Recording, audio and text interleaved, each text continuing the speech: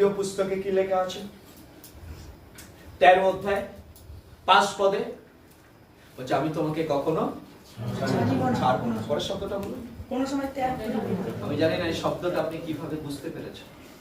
এই সন্ধ্যাকালীন সময় আমি একটু অন্যরকম ভাবে বুঝেছি। হালেলুয়া। তোর নাম কি? ওরা আজ উঠে। আমি তোকে ছাড়তে চাই না।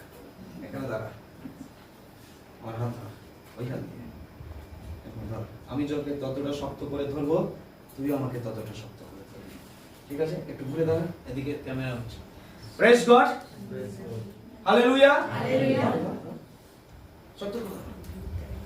যখন আপনি ঈশ্বরের কাছে আসেন, আমি যখন তার সান্নিধ্যে আসি, ঈশ্বর আমাদেরকে ধরে।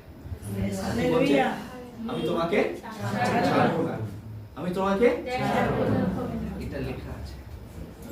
এটা বিশেষত্ব নেই, বিশেষত্বের পরেরটা সবাই দেখি, হাতের দিকে ধরে থাক, আমি ছেড়ে দিলাম।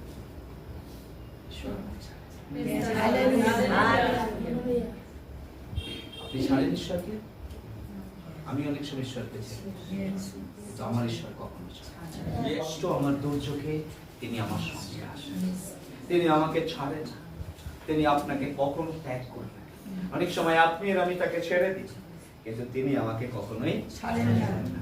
ঝড় ঈশ্বরের উপস্থিতিতে যদি আসে, আপনাকে আর আমাকে এগিয়ে নিয়ে যাবে।